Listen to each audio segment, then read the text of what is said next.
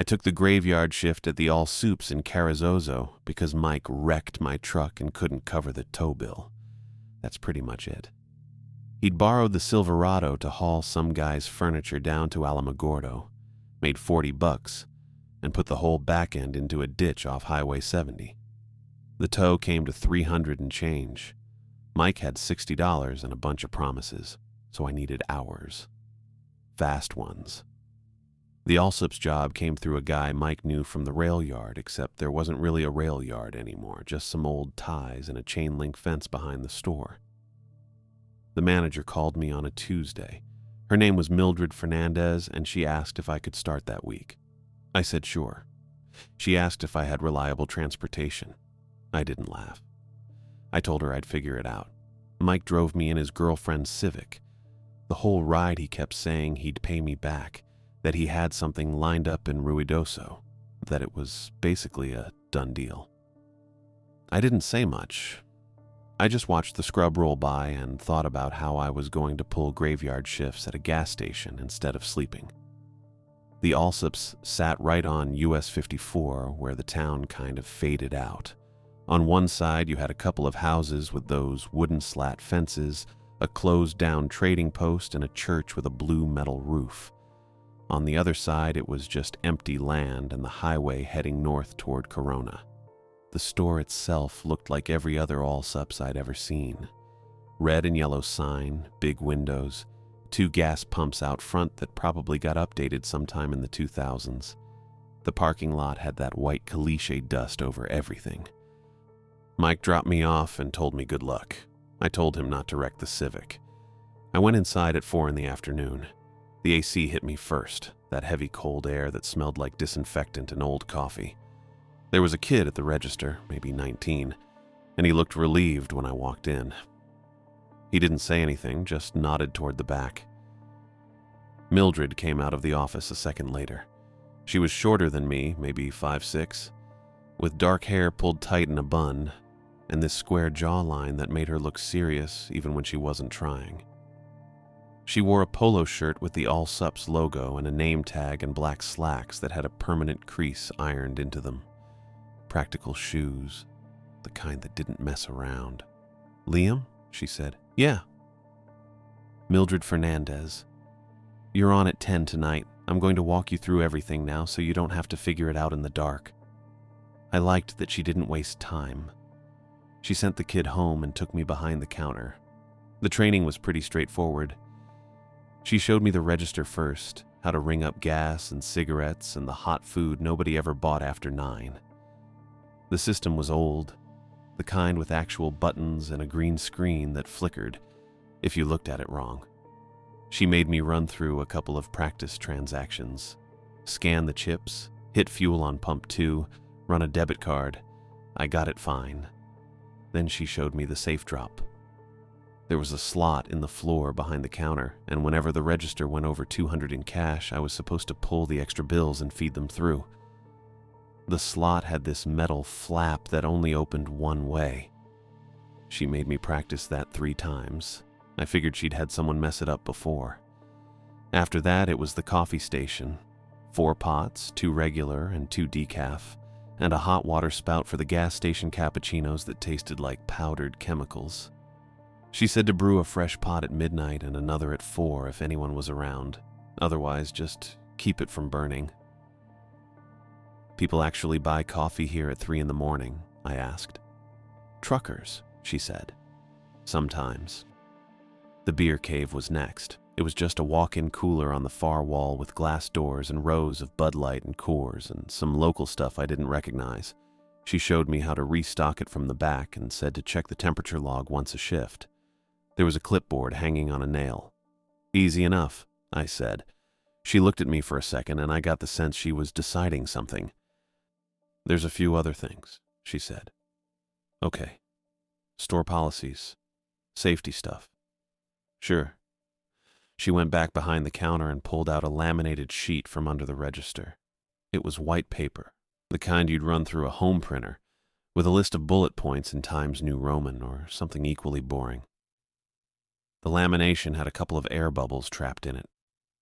She set it down in front of me. "Read this," she said. I picked it up. The title at the top said, "Night Shift Checklist," in bold letters. Underneath were 6 rules. The first one said, "Turn off the radio at exactly 1:16 a.m. Leave it off for 9 minutes. Turn it back on at 1:25 a.m. I read it twice because it didn't make sense the first time.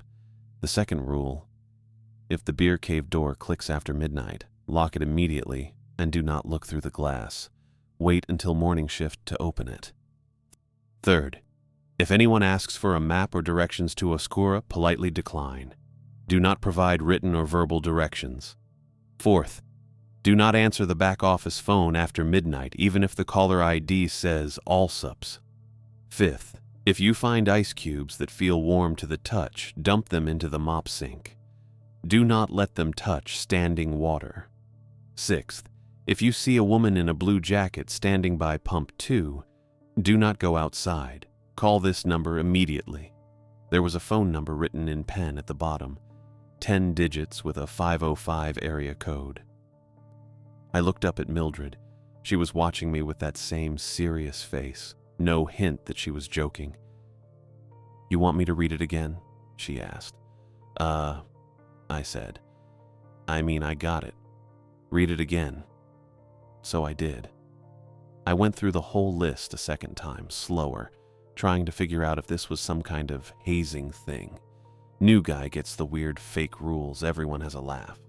But Mildred didn't look like she was setting up a joke. She just stood there with her arms crossed, waiting. When I finished the second read, she took the sheet back and slid it under the register again.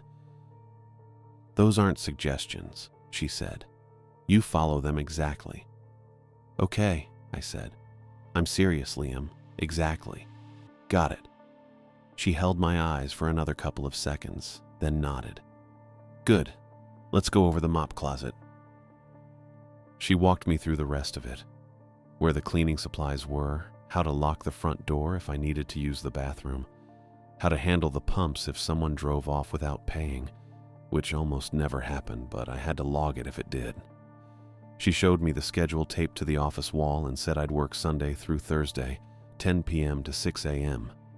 And if I needed a shift covered, I had to ask her 72 hours in advance. "No call, no show. You're done," she said. "I don't care what the reason is." "Understood. Any questions?" I had about a dozen, but none of them seemed like the kind she wanted to answer. The laminated list was sitting under the register like a coiled spring, and I didn't really know what to do with that, so I just shook my head. "No, I'm good." "Okay. Be here at 9:50 tonight. I'll be here until 10:15 to make sure you're settled." "Sounds good." She grabbed her keys from the office and walked me to the door. The kid from earlier was sitting in a beat-up Toyota in the parking lot, scrolling on his phone. Mildred waved him off and he drove away. "You need a ride back?" she asked. "I'm good. My brother's coming." That was a lie. Mike was probably asleep or working on the ruidoso thing that wasn't going to happen. But I didn't feel like explaining, and Mildred didn't push it. She just nodded and got into a white Ford Explorer that had a rosary hanging from the rearview mirror. I walked across the highway to the old trading post and sat on the wooden steps out front. It was almost 6 by then, and the light was starting to go orange over the scrub. A couple of cars passed, but nobody stopped. I called Mike, and he didn't pick up, so I called his girlfriend, Angie, and she said she'd come get me in an hour. I sat there and thought about the list. Turn off the radio at 1:16, don't look through the beer cave glass, don't give directions to Oscura, don't answer the phone. Warm ice cubes, a woman in a blue jacket. It was weird, obviously. But I couldn't tell if it was the kind of weird that meant something or the kind of weird that was just small-town boredom turning into superstition. Maybe someone's ex worked nights and they didn't want her calling. Maybe the radio had some electrical short that acted up after 1 in the morning. Maybe Oscura was a bad spot where people got lost or ran out of gas and the company didn't want liability. I didn't know. But I also didn't really care. I needed the paycheck. Mike owed me $300 and change, and even if he came through, which he probably wouldn't, I still had rent and my phone bill and groceries. The All Soups gig was $8.50 an hour, which wasn't great, but it was 40 hours a week, and Mildred said they didn't mess around with the paychecks. That was enough. If I had to turn off a radio at 1:16 and pretend a laminated list made sense, fine. I could do that. I'd worked worse jobs for worse reasons. Angie showed up a little after 7 in the Civic. Mike was in the passenger seat looking sheepish. I got in the back and didn't say anything. Angie asked how it went and I told her fine. She asked if Mildred seemed okay and I said yeah, she seemed fine. Mike turned around and asked if they had good burritos. I don't know, Mike. I didn't eat a burrito. Just asking. I leaned my head against the window and watched the highway roll past. The sun was almost gone and the scrub looked flat and gray in the dusk. Somewhere out there was Oscura, whatever that was. I didn't know and I didn't plan on finding out. I just needed to show up at 9:50, run the register, follow the list, and get my hours in. That was it. The first 3 nights were boring enough that I started thinking Mildred might just be superstitious. That happens out here. People get weird about things. I had a cousin in Vaughan who wouldn't drive past the cemetery after dark because her grandmother told her not to. Never had a reason. Just didn't. I figured maybe the list was something like that. The work itself was straightforward. I stocked shelves when the delivery truck dropped off boxes on Monday night. Mostly chips and jerky, some canned goods that didn't move fast but had to stay on the shelf anyway. Rotated the taquitos in the heated roller case every few hours. They never sold after midnight, but Mildred told me to keep them turning until 2 a.m., so they wouldn't get a hard spot on one side.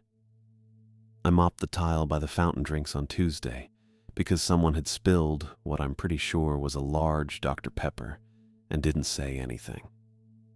The floor was tacky enough that my sneakers made a peeling sound when I walked over it. Ranch hands came through around 11 most nights, bought tall boys of Coors, and sometimes a bag of flamin' hot Cheetos or beef jerky. Paid cash. Didn't say much beyond thanks and have a good one. A few travelers stopped for gas, people passing through on their way to Roswell or Albuquerque, I guessed. They looked tired. Bought coffee even though it probably wasn't great. I didn't blame them. Long empty highways do that. The fluorescent lights buzzed the same way all night. That was the loudest thing most of the time. That and the hum from the coolers in back. I'd hear a car pull up maybe once an hour, sometimes less. In between, it was just me and the aisles and that sticky brightness that made everything look a little too sharp. I nearly forgot about the laminated sheet. I remembered it at 1:16 the first night because I'd been watching the clock. Turned the radio off right on time, felt a little stupid doing it, then turned it back on at 1:25. Nothing happened. Same country station. Same songs I'd heard twice already that shift. I figured that was it. Just a thing Mildred wanted done. Probably because of some old complaint or superstition that got written down and nobody questioned it after that. The second night I almost missed it. I was restocking the candy bars near the register, putting the Snickers in front because they sold better than the Milky Ways, and I saw it was 1:14. I finished the box, wiped my hands on my jeans, and turned the radio off at 1:16. Waited, turned it back on. Same deal. Normal static for a second, then the country station came back in. The third night, I didn't think about it until 1:15. I was in the back, checking the beer cave temperature log, 36 degrees, same as always, and I had to jog up front to hit the power button in time. I felt annoyed at myself for caring, but I did it anyway. That was Sunday, Monday, and Tuesday. Wednesday night was different. I'd settled into the rhythm by then. Knew which tiles near the coffee station were uneven. Knew the register drawer stuck a little if you pulled it too hard. Knew that the beer cave door didn't actually click on its own, at least not yet. And I was starting to think maybe it never would. The night was slow. I sold 2 coffees before midnight, both to the same guy in a Peterbilt who was hauling something north. He didn't say what. I restocked the napkins by the hot food station and wiped down the counters. Checked my phone a few times, but didn't have signal strong enough to load anything. So I just looked at the time. 1 a.m. came and went. 1:15. I was standing behind the register reading the back of a bag of Takis someone had left on the counter. I don't know why. Boredom, probably. The ingredient list was longer than I expected. At 1:16, I put the bag down, reached over, and turned the radio off. The silence dropped in like it always did. The country music cut out mid-lyric, something about a truck and a back road, and left just the hum of the coolers and the buzz from the lights overhead. I leaned against the counter, looked at the clock on the register. 1:16 and maybe 20 seconds. I'd wait 9 minutes, turn it back on at 1:25, same as always. Except this time, the silence didn't stay normal. It started maybe 30 seconds in, a faint crackle from the radio speaker even though the power was off. I looked up at it. The little red light on the front was dark, no power. But I could hear something, static, thin and distant, like a station that couldn't quite come through. Then it got louder. Not a lot. Just enough that I stood up straighter and stared at the speaker mounted above the coffee pots. The static smoothed out into something else. Voices. Multiple voices. Layered over each other like different people reading the same thing at the same time but not quite in sync. I caught fragments. 17 north by 32 west. Wind direction holding steady. 16 confirmed. Repeat. 16. The voices were flat. No emotion, just reading. I couldn't tell if they were men or women. It all blurred together into this weird monotone that made my skin feel cold. I didn't move. The coordinates kept coming. Numbers I didn't recognize. Then something about air pressure. Then 16 again, repeated 3 times by 3 different voices that almost matched but didn't. My hand was on the edge of the counter. I realized I was gripping it hard enough that my knuckles were white. The laminated list was under the register, right where Mildred left it. I didn't need to pull it out. I knew what it said. Turn off the radio at 1:16. Leave it off for 9 minutes. Turn it back on at 1:25. It didn't say the radio would keep talking. The static shifted. I heard something that might have been Morse code, or maybe just rhythmic clicks. Then the voices came back. Adjusting for deviation. 16 Mark II. Do not proceed without clearance. I looked at the clock. 1:18. The voices stopped. Just cut out. No fade, no trailing static. 1 second they were there, and the next it was silent again. Except it wasn't the same silence as before. This one felt wrong. Too complete. I couldn't hear the coolers anymore. Couldn't hear the fluorescent lights. Couldn't hear anything. It was the kind of quiet that doesn't happen in a building with electricity running through it. Everything hums. Always. But right then it was like even the walls had stopped. I held my breath without meaning to. The air felt heavier. Or maybe that was just me. I don't know. I kept staring at the radio, waiting for it to crackle again, but it didn't. The red power light stayed dark. The speaker stayed silent. I checked the clock. 1:20. 5 more minutes. I didn't move from behind the register. My heart was doing something uncomfortable in my chest. Not racing, exactly. Just beating harder than it should have been. I told myself it was interference. Old equipment. Maybe a CB radio from a truck outside, bleeding through on some frequency that didn't make sense. That happens sometimes. Except I hadn't heard any trucks pull up, and the radio was off. 1:23. The silence pressed in. I realized I was holding the edge of the counter again. I made myself let go, flexed my fingers. They felt stiff. 1:24. I reached for the radio. My hand was steadier than I thought it'd be. I watched the clock, watched the numbers flip. 1:25. I turned the radio back on. The country station came through immediately. Clear, no static. Some song about whiskey and regret. The singer's voice sounded normal. The hum of the coolers came back. The fluorescent lights buzzed overhead like they always did. Everything was fine. I stood there for a long time, maybe 2 minutes, maybe 5, just listening, waiting for the voices to come back. They didn't. The radio played 3 more songs. I didn't move. I kept waiting for the static to cut in, for those flat layered voices to start reading coordinates again. But it was just music. Just the normal late-night country station that Mildred probably picked years ago and nobody bothered to change. Eventually, I stepped back from the counter. My legs felt a little shaky. I walked to the coffee station and poured myself a cup even though I didn't want it. Just needed something to do with my hands. The coffee tasted burnt. I drank it anyway. I didn't look at the laminated list again that night.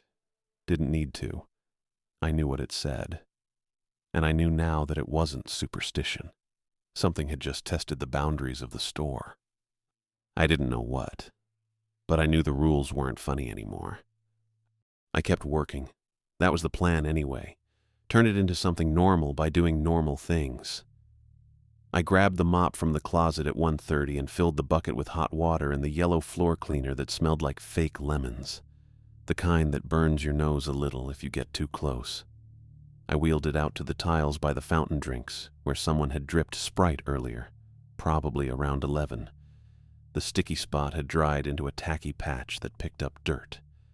I dunked the mop and wrung it out and spread the water over the tiles in long strokes. The motion helped, back and forth. Dunk, wring, stroke. My hands had something to do. The radio played a commercial for a mattress store in Alamogordo. Normal. The coolers hummed. Normal. Fluorescent lights buzzed overhead with that constant electric whine I'd gotten used to after 3 shifts.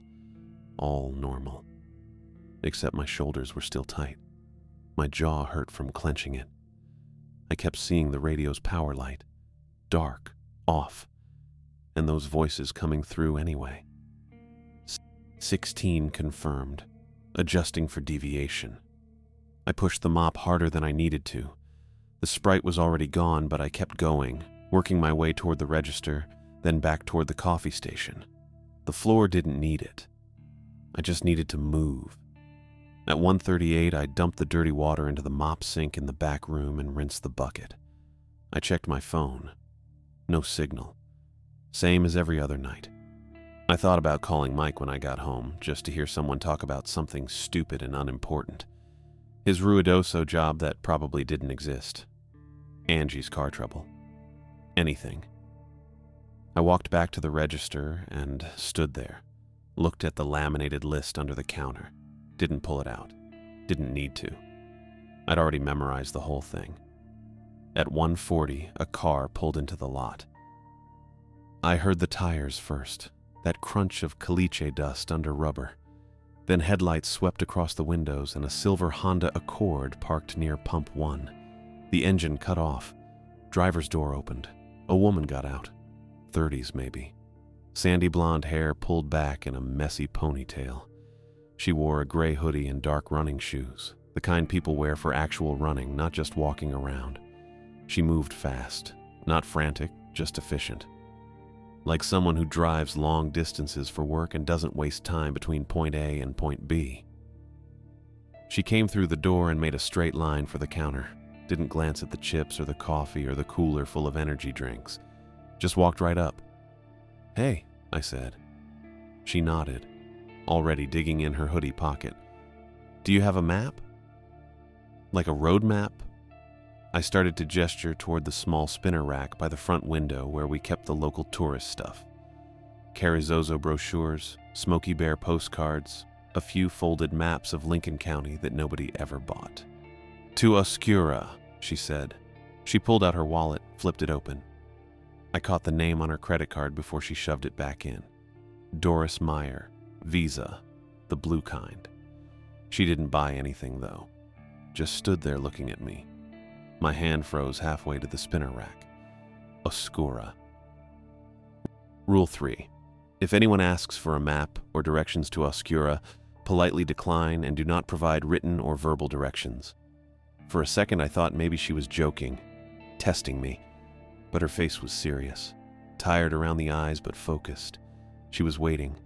"I can't help with that," I said. My voice came out steady, probably steadier than I felt. "You don't have one?" she asked, not annoyed, just clarifying. "Printer's broken," I said. I pointed toward the exit. Exactly like the rule said. Politely decline. Do not provide written or verbal directions. I didn't even know why I said the printer thing. We didn't have a printer up front. But it felt like the kind of excuse that would end the conversation without making it weird. Doris Meyer's shoulders dropped. Not in disappointment, in relief. Like I'd just answered a question she'd been carrying for a long time, and the answer was exactly what she needed to hear. That bugged me more than if she'd gotten mad. She nodded once. "Okay, thanks." Then she turned and walked out.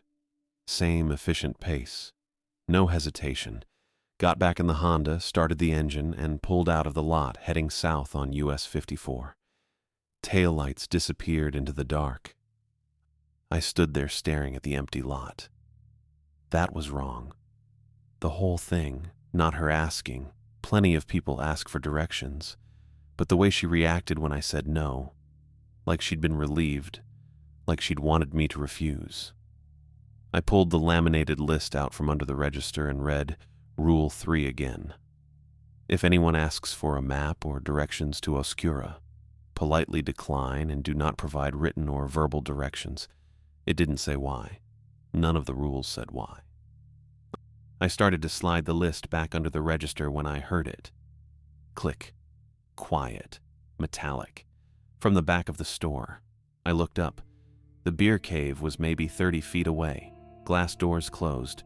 Cooler lights bright inside, casting that cold white glow over the rows of Bud Light and Coors and local six-packs. I waited, listened. Nothing. Just the hum of the coolers and the radio playing something twangy about a river. I put the laminated list back and walked toward the beer cave. Slow. My sneakers squeaked a little on the tile I'd just mopped. The door looked normal, closed, handle in the locked position. But I'd heard it. A click. Not loud but clear. The kind of sound a latch makes when it releases. Rule 2. If beer cave door clicks after midnight, lock it immediately and do not look through the glass. I stopped about 10 feet away. The lights inside the cooler dimmed. Just a little, like someone had turned a dial down halfway. Then they brightened again. Slow. The whole thing took maybe 3 seconds. Dim. Bright. Like a blink. My stomach dropped. I stepped forward and grabbed the door handle and twisted the little brass lock on the side. It turned with a stiff click. Locked. I did not look through the glass. I kept my eyes on the handle. On my hand. On the lock mechanism. The door rattled. Not like wind. Not like the cooler motor vibrating. It rattled hard. Once. Like someone on the other side had grabbed the handle and yanked it. I let go and stepped back. The door went still. I stood there, heart pounding, staring at the handle. Rule 2 said, lock it. Rule 2 said, don't look. Rule 2 didn't say what to do after that. I backed up toward the register, kept my eyes on the beer cave. The lights inside stayed bright now, normal. The door didn't move again. I reached the counter and stopped. My hands were shaking. Not a lot, but enough that I noticed. I needed to do something. Something that wasn't just standing here waiting. I pulled the receipt paper roll out of the register and tore off a long strip. Found a pen by the lottery ticket display. I clicked it 3 times before my hand steadied enough to write. 1:41 a.m. Woman asked for map to Oscura. Declined per Rule 3. She left. 1:43 a.m. Beer cave door clicked. Locked per Rule 2. Door rattled once after locking. I wrote the times as exact as I could remember. I wrote what happened in short sentences. Facts. Just facts. When I finished, I looked at the receipt paper. The ink was a little shaky, unrattled, but readable. I didn't know what I was going to do with it. Show Mildred, maybe. Or keep it. Prove to myself I wasn't making this up. Prove I was following the rules. Prove I was still in control. I folded the paper twice and shoved it in my jeans pocket. The beer cave door stayed locked. The lights stayed bright. The radio played another song. I stood behind the register and watched the clock tick forward. 1:45, 1:46. My shift didn't end until 6 a.m. I had 4 hours and 14 minutes left. At 2:12 a.m., the back office phone rang. I was wiping down the coffee station for the second time that night, something to do with my hands, when I heard it. 3 rings, sharp and loud enough to carry through the office door Mildred always kept propped open with a yellow plastic doorstop shaped like a wedge of cheese. I dropped the rag on the counter and walked back there. The phone sat on Mildred's desk next to a stack of invoices and a mug that said "World's Okayest Manager." The caller ID screen glowed green in the dim office light. It read, "All soups." That didn't make sense. I was already inside the store. The only other all soups I could think of was probably Roswell or maybe Ruidoso, but why would they call at 2 in the morning about anything that mattered? The phone rang again. I stood there looking at it, feeling stupid. Rule 4 said don't answer the back office phone after midnight, even if caller ID says all soups. But standing there in the quiet office with the fluorescent light humming overhead and the phone ringing, the rule felt thin, made up. Mildred was careful, sure, but maybe she was just anxious. Maybe she'd had a bad experience once and built a whole system around it. People did that. The phone rang a 4th time. I picked it up. "Hello?" I said. There was a pause, just static and a faint hiss. Then a voice came through. "Liam." It sounded like Mildred. Same tone, same rhythm, but wrong, flat. The way a recording sounds when you play it through bad speakers, all the texture stripped out, no breath behind the words. "Yeah," I said. "You missed a refrigeration alarm," the voice said. "The beer cave, temperature's climbing. You need to open it now to prevent spoilage." I gripped the phone tighter. I locked it, per the rules. Another pause, longer this time. The static got louder for a second, then dropped. "The rules," the voice said, "are only for people who scare easily." My stomach dropped. "You're competent," it continued. "Mildred told me. You follow procedures. This is a procedure. Open the beer cave, check the thermometer, adjust if needed. Bring the ice scoop with you in case the drain's frozen." I didn't say anything. "Liam," the voice said again. Same flat tone. "The product will spoil. Corporate will bill the store. Mildred will have to explain why you ignored a direct alarm." "The door's locked," I said. The voice paused. Then it pushed harder. "Unlock it," it said. "Bring the ice scoop. Do it now." I hung up. My hand was shaking when I set the receiver down. I stared at the caller ID screen. It still said all sups. The green glow made my fingers look sick.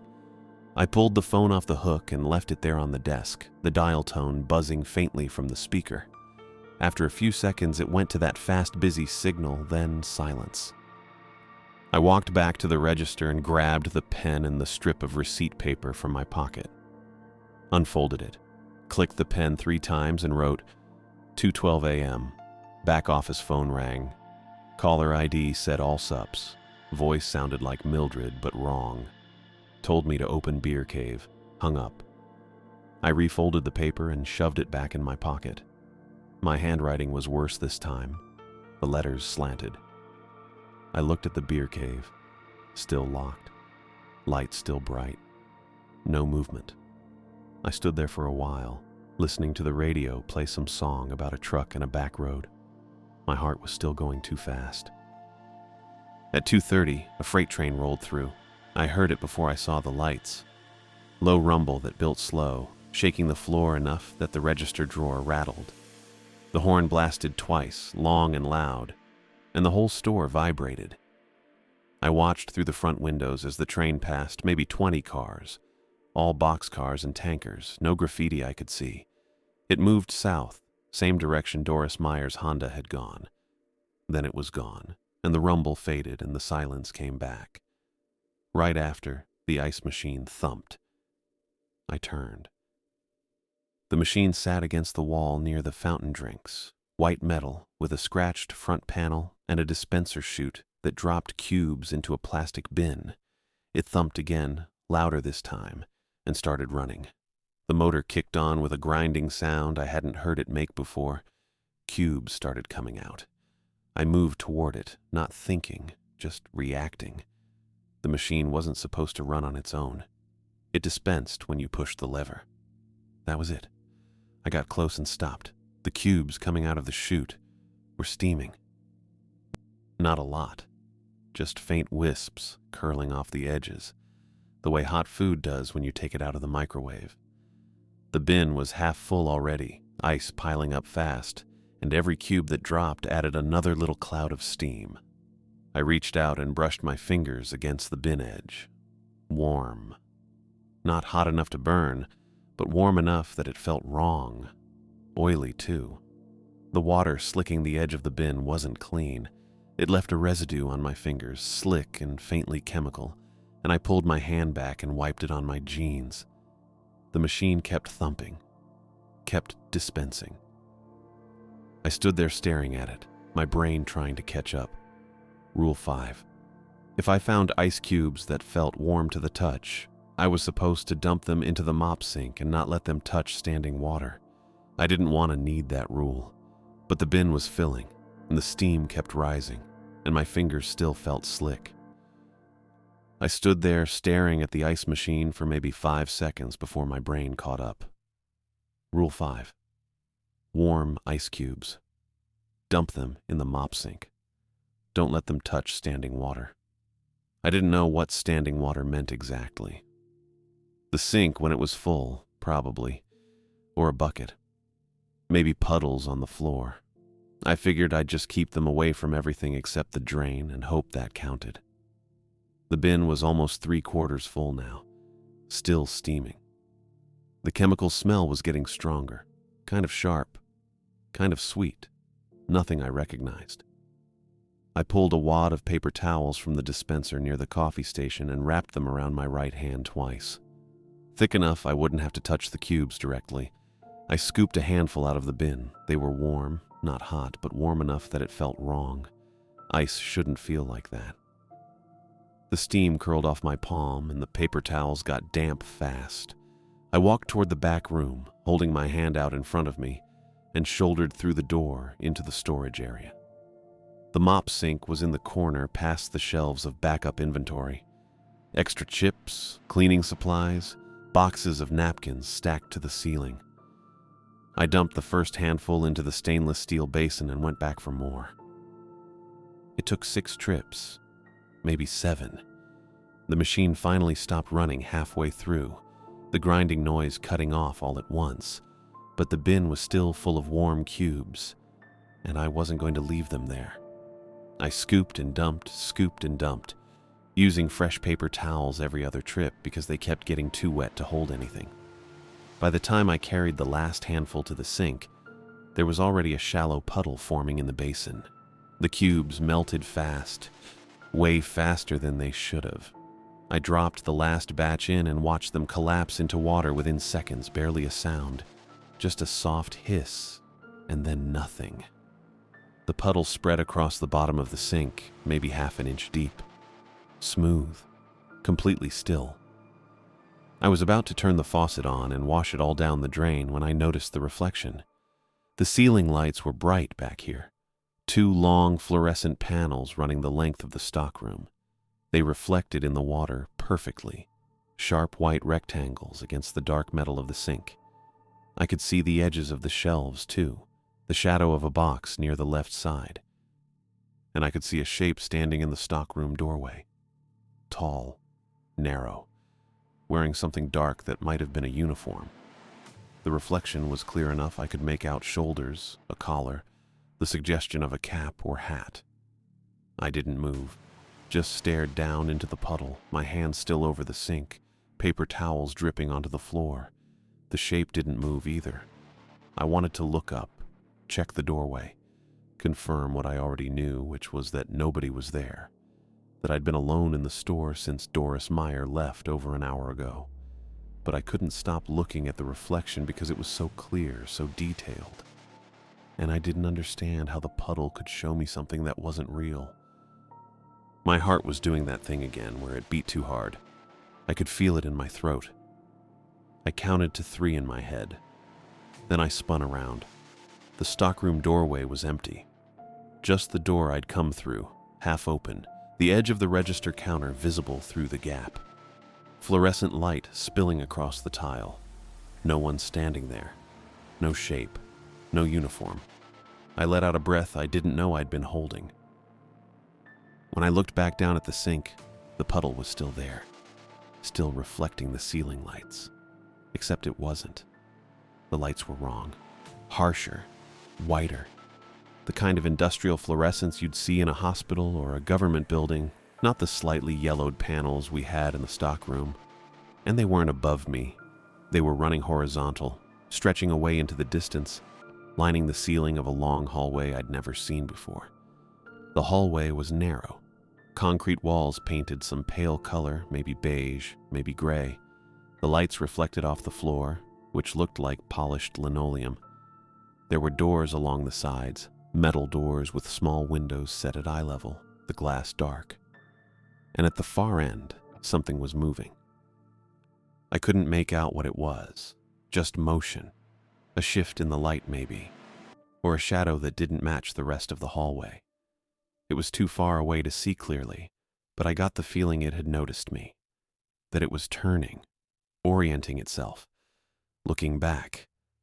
I jerked away from the sink and my hip hit the edge of the shelf behind me.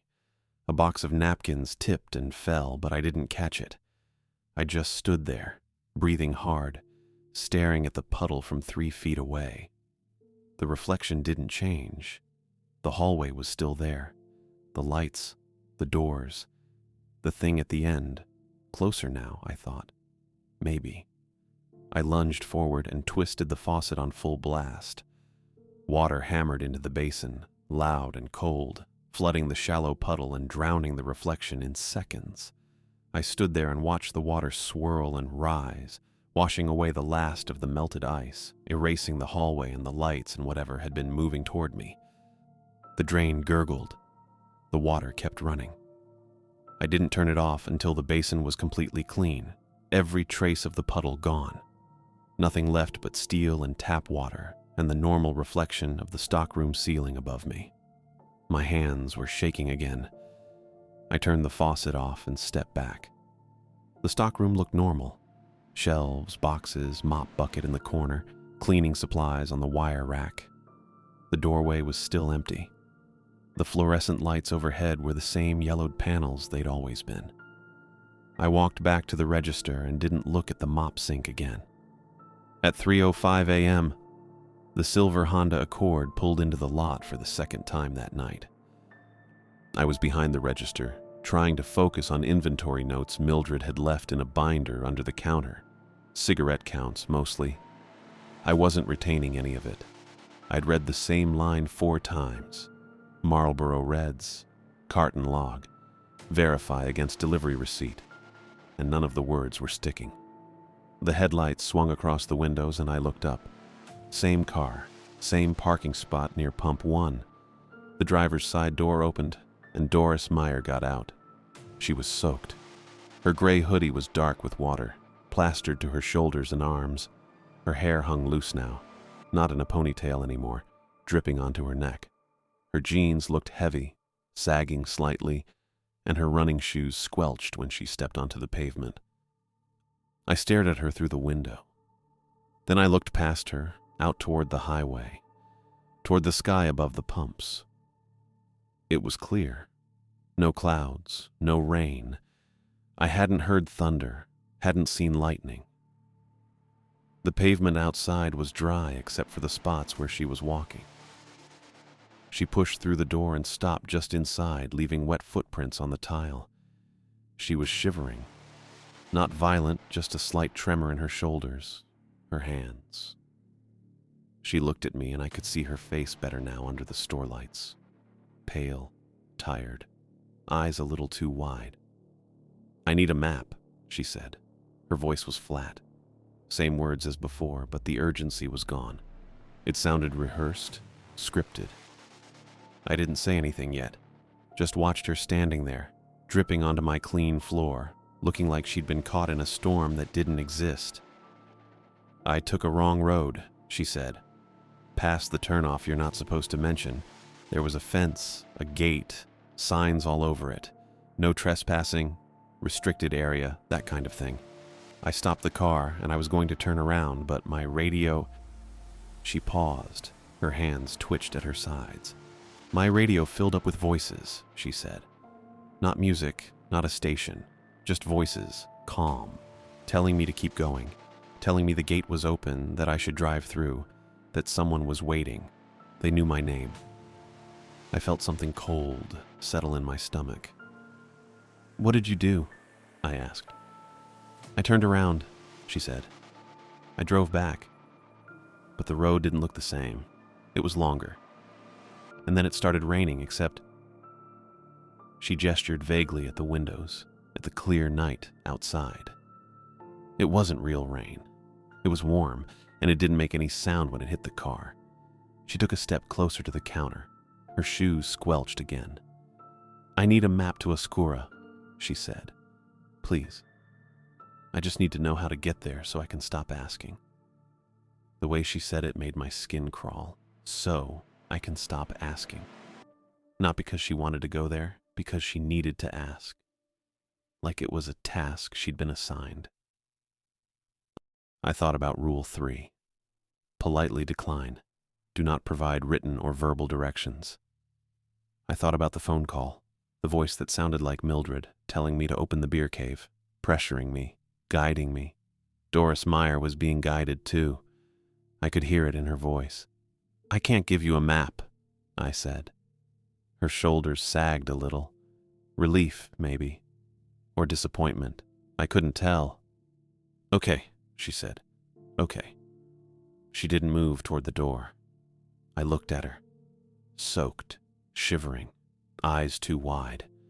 Standing in a gas station at 3 in the morning, asking for directions to a place she probably shouldn't go, saying things that sounded like someone else was feeding her the lines.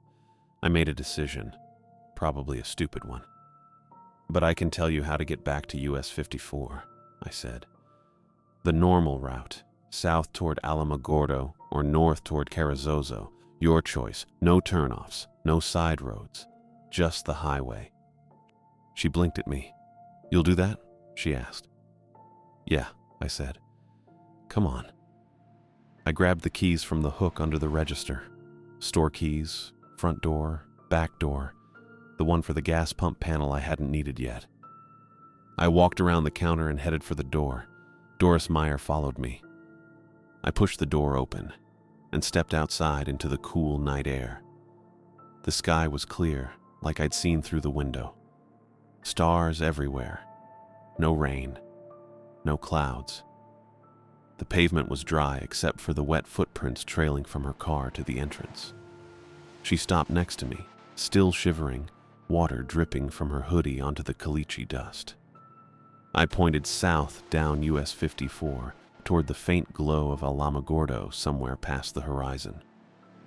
"That way takes you south," I said. "Straight shot, don't turn off. If you see a side road, ignore it. Just stay on 54 until you hit town."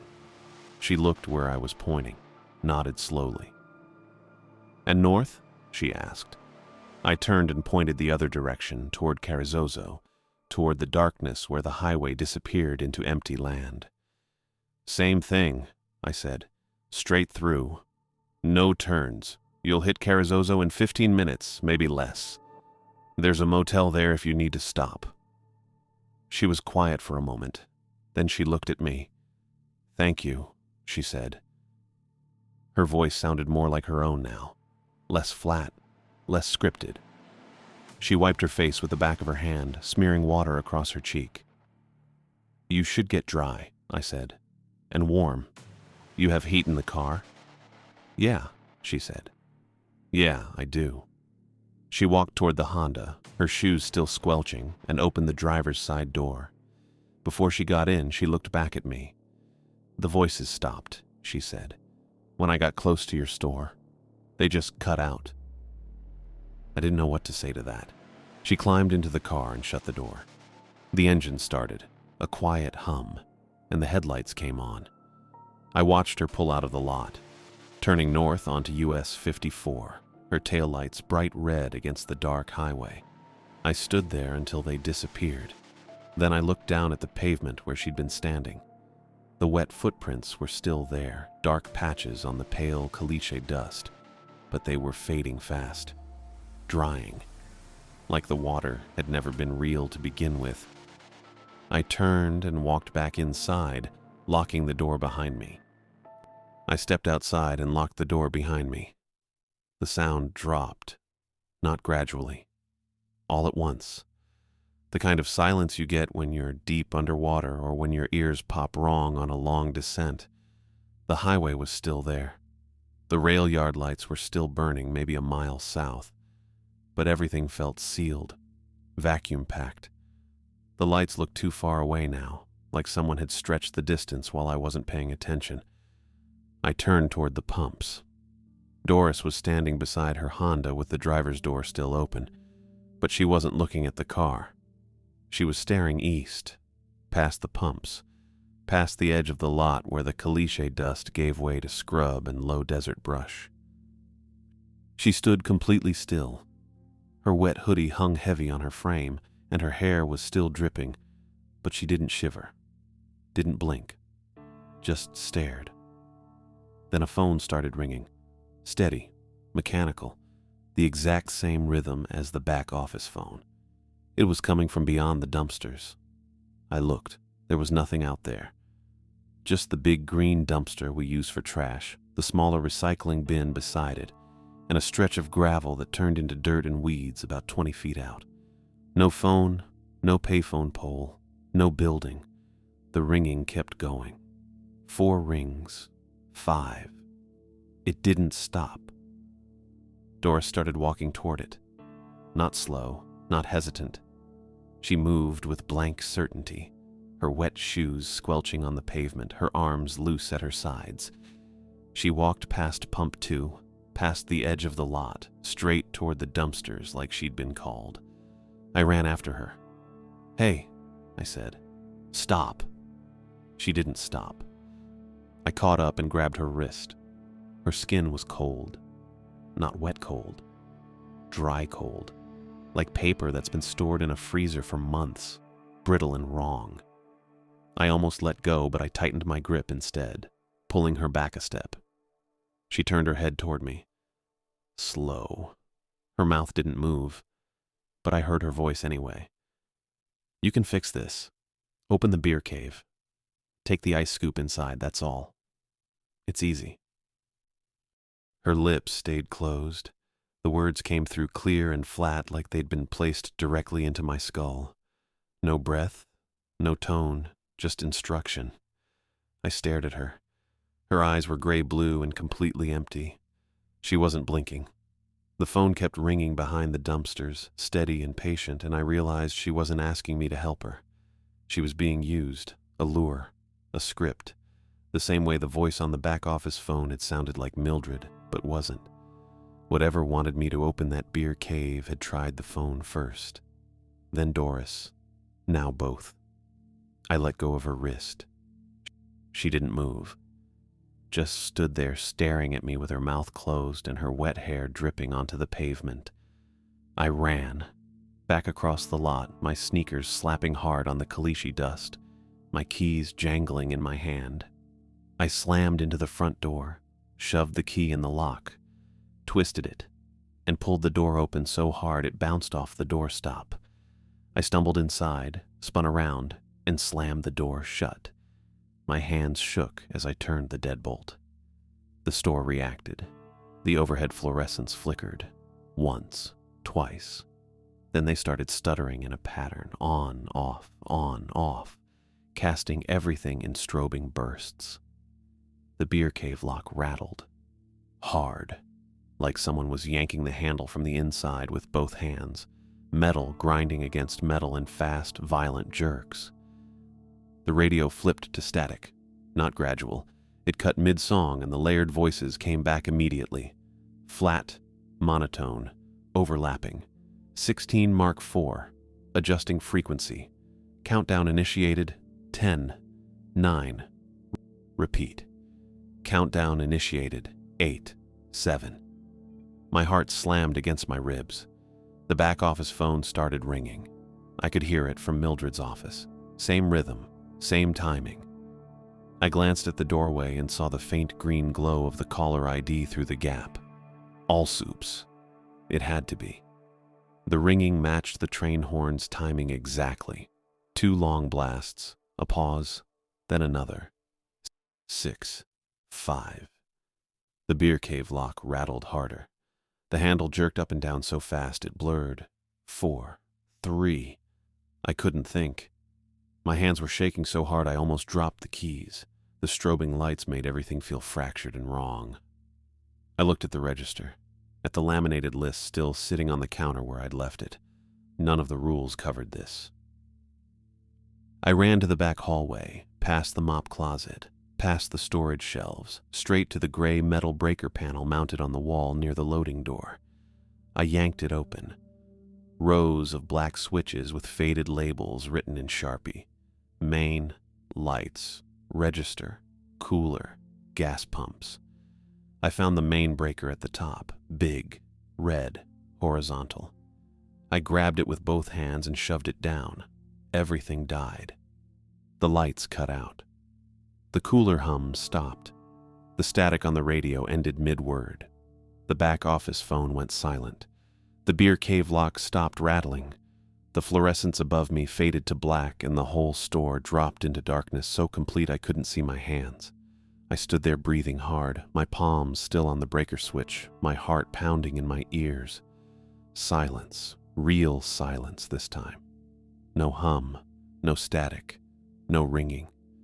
Just the sound of my own breath and the faint creak of the building settling. I waited. 10 seconds. 20. Nothing moved. Nothing rang. The countdown was gone. I let go of the breaker and felt my way back through the dark hallway, one hand on the wall, my sneakers squeaking on the tile. I passed the mop closet, the storage shelves, the office doorway where the phone sat silent on Mildred's desk. I made it back to the register area. The only light came from 2 glowing exit signs, one above the front door, one above the back hallway. Red, dim, just enough to see outlines. I crouched behind the counter, pulled the laminated list toward me, and held it in both hands. My fingers were still shaking. I stayed there, waiting, listening. The list felt solid, real. I focused on the air bubbles in the lamination and the smudged ink on Rule 6 and the way the edges were starting to peel. The clock on the wall was dead. No red digits. I had no idea what time it was. I stayed behind the counter with my back against the cigarette display and the exit signs glowing red above me. At some point, the sky outside started turning gray. I saw it through the front windows. Faint at first, then lighter. The horizon went from black to deep blue to pale orange, and I realized I'd made it. The sun was coming up. Headlights swept across the lot. I stood up, my knees stiff and aching, and looked through the window. A white Ford Explorer pulled into the parking space closest to the door. The rosary swung from the rearview mirror.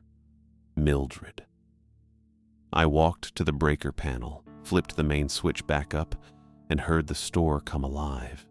Lights, coolers, the fluorescent buzz. The radio started mid-song, something about a river and a summer night. I turned it off. I met Mildred at the front door and unlocked it. She stepped inside, looked at me, and frowned. "You look like hell," she said. Yeah. She walked to the counter, set down her keys and a travel mug that said, "But first, coffee," and waited. I pulled the folded receipt paper from my pocket, smoothed it out on the counter, and slid it toward her. She read it, every line. Her expression didn't change. When she finished, she looked up. "You cut the breaker," she said. "Yeah." "Good." She folded the paper once and tucked it into her pocket. "That's the real emergency measure. If everything happens at once, you kill the power, cuts the signal." "Signal," I repeated. She nodded. "Oscura's a facility road, old, restricted. People went out there in the 70s and 80s and didn't come back. The fence is still up, but the signals bleed through sometimes. Radio, phone, anything with a frequency." She tapped the counter. "This place sits right on the edge. We get spillover." I stared at her. "Spillover," I said. "Wrong transmissions, wrong calls. They try to pull people out there." She glanced at the beer cave. "The cave's connected to the old system somehow. Don't ask me how. Corporate doesn't explain it. They just tell us to follow the rules." I thought about Doris, about the phone ringing behind the dumpsters, about the hallway and the mop sink puddle. "The woman who asked for the map," I said. "Is she okay?" Mildred's jaw tightened. "If she stayed on 54, probably. If she didn't," she shook her head. "We can't fix that part." I pulled off my apron, folded it twice, and set it on the counter next to the register. "I quit," I said. Mildred didn't argue, didn't look surprised. "Understood," she said. I walked to the door, stopped, and looked back. "Good luck," I said. "You too." I left. The sun was fully up now, orange and bright over the desert. My hands were still shaking as I unlocked Angie's Civic and climbed inside. I started the engine, pulled out of the lot, and turned south on US 54 toward Alamogordo. I'd find another job, something that paid worse and didn't come with a laminated list. Mike still needed help with the tow bill, and I'd figure it out. I always did, but I wasn't going back to that store.